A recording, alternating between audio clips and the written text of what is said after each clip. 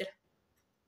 Jireenya irraa abdii kutuu jechuun ani bifa hiyyate inni hin beeku namni na jibbee jee jira. Fakkeenyaaf namoonni tokko har'uma wal baratanii haa jennu qafuudhaaf jaalatan yookaan immoo jaalala namoota bira argachuudhaaf akkamitti akka sirraa'uu qabdu yookaan immoo akkamitti akka deemuu qabdu jechuudha. Amma na wajjin ijoo turte beekuu dandeetta. Yoyyaa dhufnee irra deebinee namoonni na jibbaniiti jiru. Nama tokkoon waliin jaalladhu maaliif akka ta'e ani hin beeku.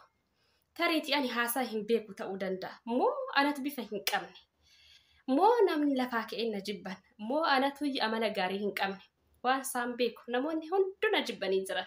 Ani jaalala nama biraa dhabee jira. Kuni maaliif ta'e? Ani kophaa jiraachuudhaaf ani namaadha nama wajjin jiraachuu na barbaachisa. Haa ta'u malee garuu namni na jibbanii jiran. Homa takka amma iska macarrashaa abdii kutachuu dirasii ga'ee jira. Namni jeewanii jira. Saniifiyyuu barumsa kitaaba jaalalaa keessaa quraana miti kitaaba keessaa jechuudha. Kitaaba jaalalaan addunyaan irratti walii galtee barreessite keessaa akka addunyaatitti Dr. Eenyu maqaan isaa Dr. Hayileen Felaas jedhama. Hayiliin Filay wala Filayiniin jedha namichi suni. Akka inni dubbateetti parsantii 100 keessaa 80% jaalalleewwan lama yookaan haati manaa fi abbaan manaa lamaan walitti bu'anii jedhe. Kana jechuun jaalalli hin jiru osoo hin ta'initti osoo walitti hin buuneen oolanii jechuu isaati. Kanaafuu namni jireenya keessatti walitti bu'aa deema waan ta'eef jechuudha. Kanaafiyyuu kitaaba sanneen irraa dubbisee isiniin jechuu kiyya. Mana kanatti dhugaaf dhugaa bicha walitti himna. Chaanaalli kun chaanala dhugaa bichaati. Chaanala dhugaadhaan jaalalaan isin gargaaruudhaaf. Jaalalli kee wajjiniin fataa jetta na dhageeffadhu siin ja'a. Saniifiyyuu baay'ee takkaan isin fayyada chaanaalli kiyya kuni. Kanaafiyyuu gaafa wal affeertanillee na dhageeffadha. Dhuguma jettanii jechuu dandeetta waan ta'eef saniifiyyuu chaanaalli kun chaanala dhugaa bichaadha. Safuu osoo hin taneetti dhugaa jirtuun karaa kamiin akka waliin deemuu qabdan isinii kan gabbaasudha chaanaalli keenya. Kanaafiyyuu chaanala keenyaa maatii ta'aati. Ammuma tana maatii ta'aaf warri maatiin ta'ini. Kanaafiyyuu dhugaa jirtu bichaa walitti himna. Har'a namni jireenyarraa abdii kutee jira. Jireenyarraa abdii kutuu jechuun ani bifa hiyyate inni hin beeku namni na jibbee jee jira. Kanaafiyyuu namni maaliif si jibbii fi siituu rakkoo qabamu namootumaan rakkoo qaba. Ka jedhu si qabadee dhufe. Garas osoo hin deemne egaa haga dhumaatti viidiyootii wajjin ture. Waa 14 qabadee si dhufe. Haxaraxar godhee si gurre si buusaati. Haa jirra oolchuun si hin jaa. Haya hundaafiyyuu jaalalli mo'ataadha. Jaalalli jiraataadha. Yeroo kamuyyuu mana kanarra dhugaa jirtu bicha argattan. Jaalalaan fataa jecha wajji deemna. Saniifiyyuu hanga dhumaatitti na wajjin kasi jaalatan yookaan immoo jaalala namoota bira argachuudhaaf akkamitti akka sirraa'uu qabdu yookaan immoo akkamitti akka deemuu qabdu jechuudha. Amma na wajjin ijoo turte beekuu dandeetta. Kanaafuu waa 14 kun akkasiin tarri na wajjin ture hanga dhumaatti siin jaa. Tokkoffaan namoota gaafa wal bartee jettu koflaan itti dhiyaadhu. Koflaan itti dhiyaadhu siin jedhu fuulli kan kee diriiruu qaba. Anam hoo jedhee bareeda hoo? Hoo jedhee bareeda. Gaafa yeroo tokko bakka kanatti waa isinii hakaasu namoonni baay'een yeroo ati gadditu sirraa dheessan gaafatti koflite garuu sitti koflan. Namni bakka koflaa hin jaallata jeesta. Kanaafiyyuu koflaan itti dhiyaadhu nama fagagtaa. Saaqa jedhe itti dhiyaadhu. Okay guys, namoonni tokko ni jiranii of kabachiisuudhaaf akkuma san immoo namni akka hin tuffanne fa'aa fi siiraas jedha yeroo namatti dhiyaatan jechuudha. Garuu sun dogongora. Koflaan itti dhiyaadhu. Fuula kan kee fataa godhila akkanatti. Itti dhiyaadhu akkanatti. Fakkeenyaaf amma nagiyaa naan jedhe naguma jira. Akkam jetta naguma jira. Fayyaa dha'ee fayyaa jira. Hojiin akkam naguma.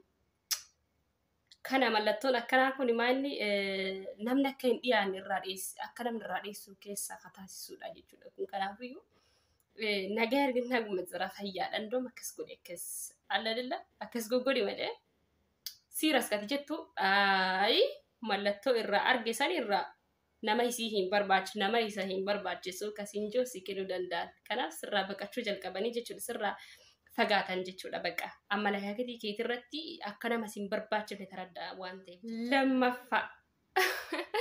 Lammaffaan himootii namootaan gaafa wal barattu ija isaa ilaalaa itti haasa'e yookaan ija isii ilaalaa itti haasa'e. Kana jechuun jechoota inni jedhu san gara keessatti onneedhaan fudhataa akka jirtu. Warroonni mooyaa qaban akka jedhanitti nama yeroo laalta yookaan warroonni mooyaa qaban akka jedhanitti gaa'is yeroo nama wajjin haasoftan ija isaanii ilaalaa haasayaa jedhan. Parsantii 50% itti amanamummaa fudhachuu dandeetta waan ta'eef jedhan.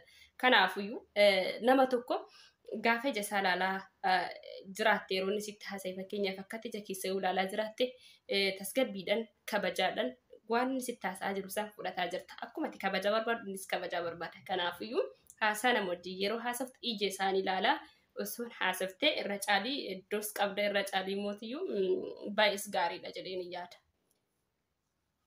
Okay guys, sadaffarra geeddeetti jirra. Sadaffaan himmootiyyuu namoota gaafa wal bartee jettu ati maal hasaabdee jeen osoo namoota tokko jiran akkasiin hasaaba minaamin osoo hin ta'initti ati maal hasaabdee jeen gaafa sani waa baay'ee taradda'uu inni sirraa danda'a waan ta'eef jechuudha. Sii galtii miti.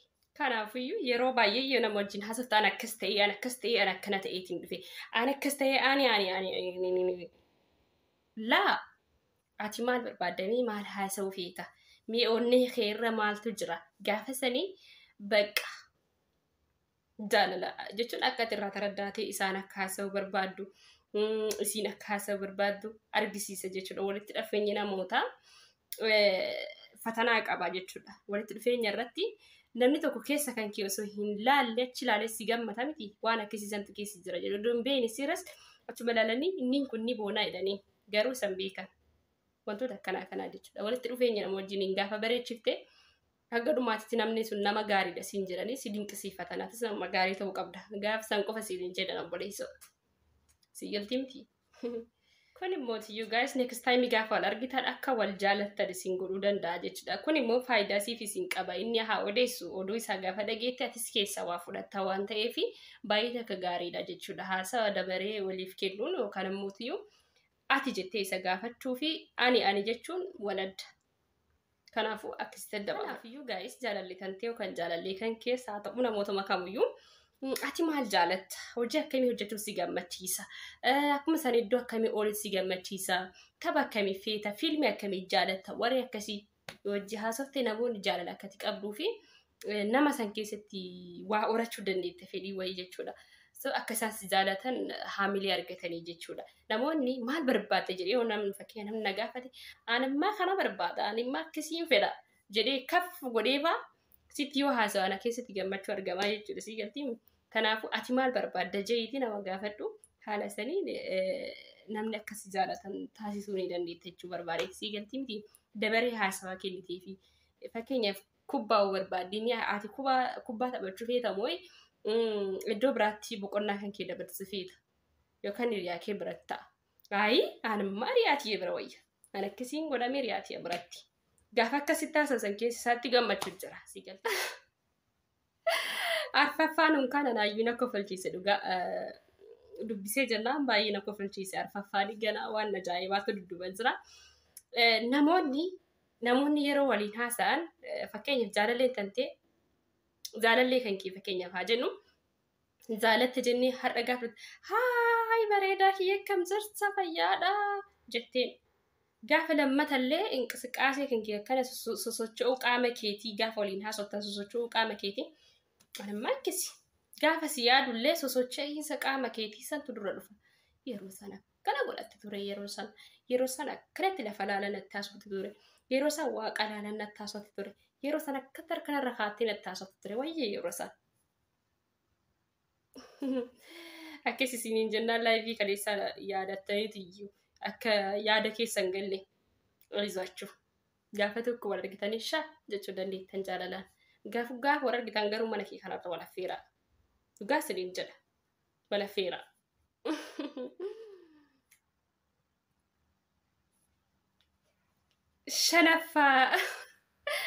Shanaffaan himmootiyyuu waan sii ta'u wantoota sii ta'an barbaaddachuudha. Wantoota sii ta'an barbaaddachuun baay'ee akka nama biratti jaalatama argatu si taasisuu ni danda'a. Kanaafiyyuu wantoota akka jechuun kiyya waan sii ta'u barbaaddadhu wantoota sii ta'u godhadhu jechuun kiyya fakkeenyaaf jaalalleen kan kee waan inni barbaadu sanii yaadni keessan lama wal fakkaatu. Yeroo akkasii wal naaf fayyixa wal arguudhaaf miknaatum yaadni keessan tokko akkaataan keessan tokko waan ta'eef yeroo baay'ee waan tokko irratti haasa'u yaalu waan tokko irratti haasa'uu yaadu wasiin jedhu inni fakkeenyaaf waa'ee kubbaa haasa'uu jaalata. Fakkeenyaaf haa jennu waa'ee kubbaa san atis jaalachuudhaaf yaadu. Akka namni sun si jaalatu hoo barbaadde waa'ee kubbaa san akka isa wajjin haasoftu dirqamuuf yaadu ta'u. Dirqama osoo hin ta'in akka jaalala argattuudha miti reeti. Kanaafiyyuu waan inni haasawusaa fakkeenyaaf waa'ee iddoo hojii isaa haasa'uu barbaada ta'a. Waa'ee isa wajjin haasa'uu waan akkasii san irratti wajjin haasa'u waan fedhii haasaa keessaa jiru isa wajjin haasa'uun baay'ee namoota akkasii jaalatan taasisuu nan danda'a jechuudha. Kanaafiyyuu akkana goonanii yeroo dheeraaf wajjin jiraachuuf carraa ni qabdu. Kanaafuu carraa kanatti fayyadama. Jahaffaan himmootiyyuu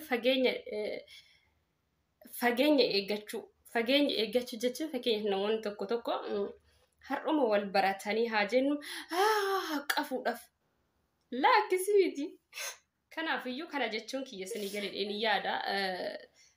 Jechuun fakkeenyaaf namoonni tokko adda fagaatanii haasa'uu jaalatan jechuudha. Warroonni walaa qafan sunni dhugaa wal jaalatan jechuun akkasitti miti. Si galtee miti bakka siiras ta'e akkasitti irraa fagaadhu osoo hin ta'initti qajeelumatti dubbisi jechuu barbaadeeti. Torbaffaan himmootiyyuu akkuma Oromoon jedhe san kanaafiyyuu yeroo baay'ee maatiin keenya haasaa caalii dhaggeeffadha.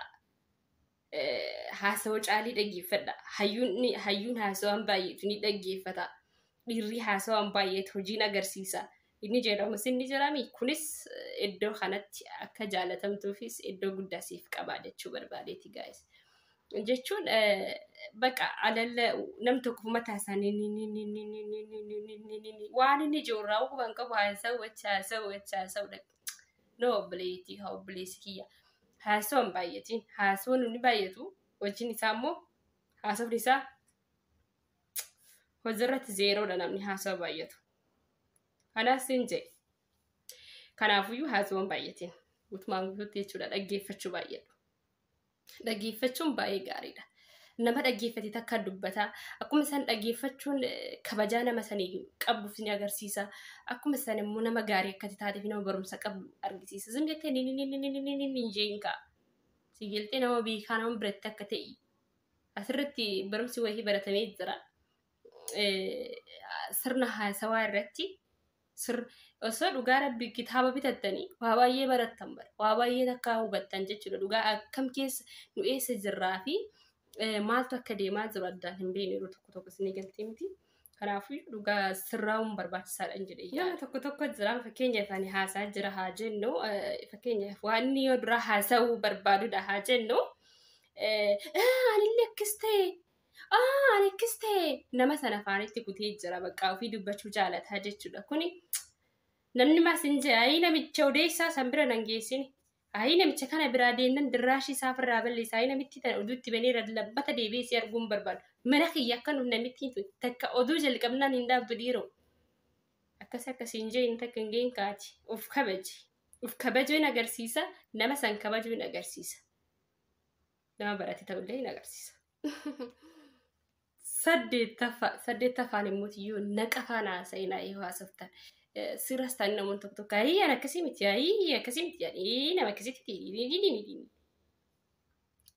kanaafiyyuu namoonni yeroo akkasii godhattu ayii namni kun nama nagdiif maayindii qabudha jedha bakka sii galtee miti namootatti ni jijjiiramtaa jechuudha. Kanaaf namni si jibban jechuudha. Kanaaf ati nama okee taatee argamu. Namoota akkasiisan deebi'ee osoo argachuu baadhee jedhanii namni akkasitti haasawaa akkasii sana qabu. Osoo deebi'ee argachuu baadhee na gammachiisa. Cimina ayina sa'uunabuu kun nama akkamitti siin jaansee galtee miti. Nama akkasiisan hin ta'in kaa'ate nama aarifate yoo jaalatamuu barbaade. Namni tokko hin jiran nama gaafa arganne akkuma nama duraan beekuutti akkatti qoosu jaalatan. Wanta akkasii sun nama jibbisiisa jechuudha. Maaliif akka ashoofaatti akka itti qoosaa jirtu taradda'anii gaafa lammataas hin arguun jedhanii murteessan sirraa fagaatu murteessan jechuudha. Kun immoo baay'ee gaarii miti. Kanaafuu hordoftoota kiyya warri na hordoftan amaloota akkasii kana dhowratina.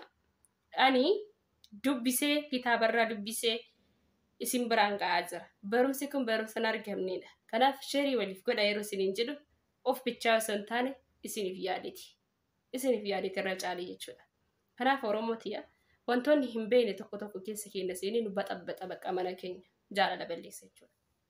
saglaffaan himmoota iyyuu adannaquu dinqisiifachuu waan isaan hojjetan san dinqisiifachuu haasaa isaaniif irraa ta'e uummatee haa ta'u dinqisiifachuun nama akka si jaalatan taasisuu hin danda'a jechuudha. Namoota san dinqisiifachuun galateeffachuun galatooma waan akkanaanaa gootan galatooma na cinaa dhaabbattan jettee wantootuma kamirrattuu galateeffachuu fi akkuma san dinqisiifachuun baay'ee namoota akka si jaalatan taasisan daran akka olmaa gaarii si oolan taasisuu ni danda'a jechuudha.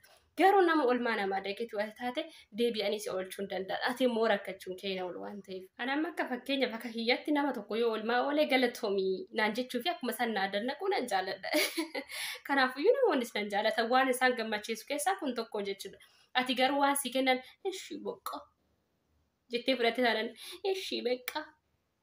Ishii beqqa. Galatoomiin bara. Galatoomiin akkuma qaalaatii jaalalaa keessatti kabaja qabdutti asittis kabaja guddaa siif qabdi. Dhugaa galatoomiintu dibara waan guddoodha afaaniin galatoomeettaan bara. Galatoomiif kiisaa baastee oduu jettuun isii giltii miti.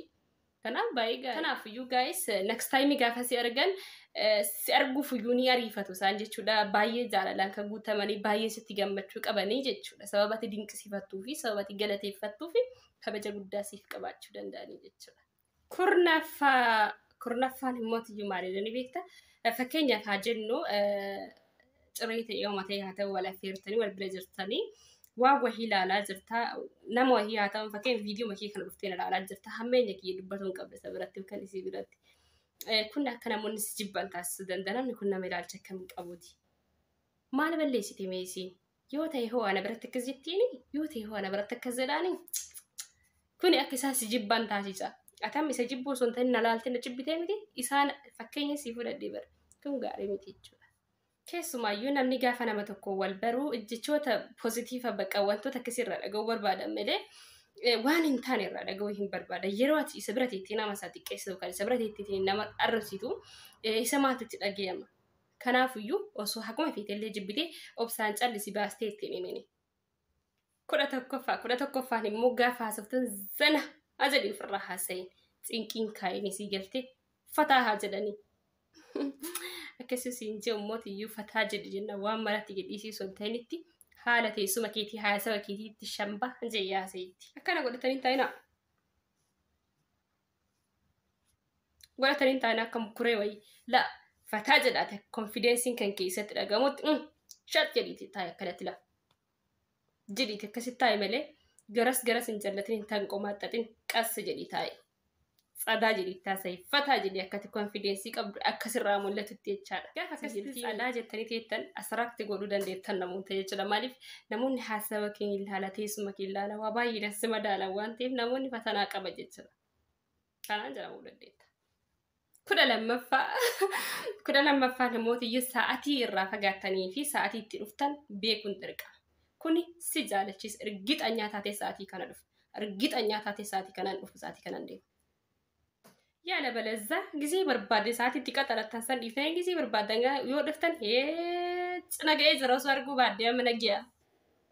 Siin jechuu danda'a sa'aatiin illee dheeratee jira. Bifuma guddaatiin jecha kanaafiyyuu waan hin akkasii firraa jechuun namoota walitti bu'iinsa waa'ee kana sa'aatiin ijilee sin dhiite sa'a barbaadde dhufte sa'aan ijilee sin dhiise sa'a barbaadde dhufeeti akkamitti akkis godhaa'ee carguyyuun fedhu mana aman. Saniifiyyuu jibba baay'isa waan ta'eef jaalala argachuudhaaf. Okey ta'e waan hin amma deemuu hida. Yookaan immoo ishii bakka osuma walta camallaqan ishii bakka. Sidhuun gadhaa'ee ishii bakka. Laa akkasii hin ta'in geessi diseedha maallee hojjettanii yeroo baay'ee fakkeenyaaf iddoo amma fakkeenyaaf inni laaqana siyaaf yeroo haa ta'u uffanni keessa murteessadha. Uffanni keessa fakkeenyaaf osoo uffanni keessa lamaan wal fakkaate uffata bakka isin dhaquu heddansanii wal fakkaatu ta'uu qaba jechuu dirqama hin danda'amu. Fakkeenyaaf biyya keenya keessatti xiqqoo koloomiin keenya akkasitti uffata ittiin fataa jennu qabaachuu dhabuu danda'a. Isin warri jaalallee lamaan warri biyya barbaadan jirtan biyya garaagaraa jirtan biyya itti tolu jechuudha biyya konfidensi qabdu jirtanii waan akkasii kana fayyadamuun baay'ee gaariidha. Walii galtee isinii uumaa tokkoffaa namoota jaalala dhumarra jennee jira guys. Dhumarra namoota akkamii ooftu isin kenna bara. Tanaafuu 14 maal goota sitti fakkaate namoota gaafa wal agartee gaafa addaan bahuudhaaf gite fakkeenyaaf amma jaalallee wal affeertanii nyaatanii dhugdanii gaafa adda bahu geessan jecha keessa isaatii hin baay'ee jechuudha hin dagatin dhumarratti.